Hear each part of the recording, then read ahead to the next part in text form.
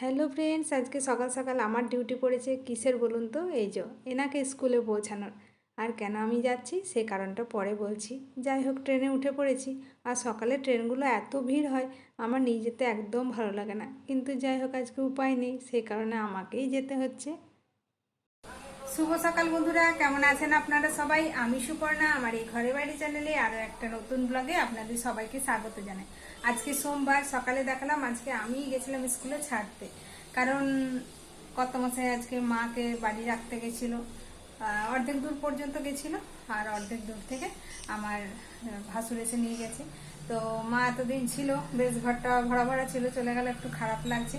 অনেক দিন ছিল এবারে একটানা। তো যাই হোক আমিও যাব, যদিও সেই কারণে একটু আনন্দও হচ্ছে, বাড়ি যাব।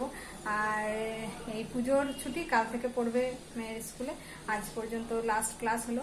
তো যাই হোক আজকে আবার আমাকেও আনতে যেতে হবে, কারণ ওর সাথে যে যায় সে তো আজকে যায়নি। তো আজকে আমার দুবেলায় ডিউটি পড়েছে। তো বাড়ি এসে স্নান টান করে আজকে অনেকগুলো কাঁচা ধোয়ার ছিল, রোদ্দুরটাও ভালো উঠেছে বলে সব ধুয়ে টুয়ে স্নান সেরে পুজো সেরে টিফিন সেরে তারপরে ভাবলাম না ব্লগটাকে শুরু করি। তো এখন রান্না বান্না করবো, আর কত মশাই এসে খাবার দাবার খেয়ে তারপরে আবার অফিসে বেরোবো, সে কারণে তাড়াতাড়ি করে রান্নাটা করতে হবে। তো চলুন রান্নাটা শুরু করি। আজকে লাঞ্চে 5 মিশালি একটা তরকারি বানিয়েছি, বরবটি কুমড়ো আলু দিয়ে। আর ওল সেদ্ধ হয়ে গেছে, ডাল হয়ে গেছে, ভাতটাও হয়ে গেছে। কর্তামশাই তো চলে এসেছে, ওকে খাবারটা দিয়ে দিই। আর বিশেষ কিছু রান্না করলাম না, কারণ ফ্রিজে আর সেরকম সবজি বলতে কিছুই নেই। তো ভাবলাম 2 দিনের জন্য আর আনিয়ে কী করব, সবজি আনালেই থেকে যাবে। তার চেয়ে যা আছে তাই দিয়ে 2 দিন কোনো রকম চালিয়ে নিই। আর কর্তামশাই বাড়িতে থাকে ঠিকই, কিন্তু রান্না করে না, বাইরে বাইরে খেয়ে নেয়। তো সে কারণে আমি বাড়ি যাওয়ার আগে ফ্রিজ পরিষ্কার করেই দিয়ে যাই, এসে একেবারে আবার রাখি। তো যাই হোক, ও তো খেয়ে দিয়ে অফিসে বেরিয়ে যাচ্ছে, আর আমিও খেয়ে দিয়ে মেয়েকে আনতে যাব। আজকে কাজ করতে করতে অনেকটা লেট হয়ে গেল। গুড ইভিনিং বন্ধুরা, আজকে যেহেতু কর্তামশাই একটু দেরিতে অফিস গেছে, বাড়িও ফিরবে একটু দেরিতে, সেটাই জানিয়েছে। তো ভাবলাম মা মেয়ে কী খাবো, একটুখানি সুজি বানিয়ে নিই। তো বানিয়ে নিলাম সুজি আর একটুখানি গরম গরম কফি। এই হচ্ছে আমাদের মা মেয়ের সন্ধেকালীন টিফিন।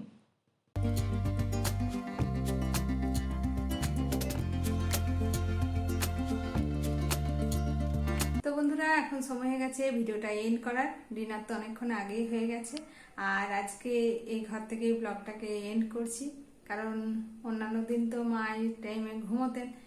তো যাই হোক, ওই জন্য এই ঘরে আর সেইভাবে বসা হতো না। তো চলুন আজকের মতো ব্লগটা এই পর্যন্ত রাখছি। আজকের এই ভিডিওটা আপনাদের কোথাও ভালো লেগে থাকলে ছেড়ে যাওয়ার আগে লাইক করবেন, শেয়ার করবেন, কমেন্টে জানাবেন কেমন লেগেছে। আর যারা আমার নতুন বন্ধু আছেন, চ্যানেলটাকে এখনো পর্যন্ত সাবস্ক্রাইব করেনি, তারা চ্যানেলটাকে সাবস্ক্রাইব করে দিয়ে আমার পাশে থাকবেন। আবারও খুব শীঘ্রই ফিরে আসবো নতুন একটা ব্লগ নিয়ে। আপনারা সবাই সুস্থ থাকুন, ভালো থাকুন, সাবধানে থাকুন। দেখা হবে খুব শীঘ্রই পরের একটা ব্লগে। Bye, good night.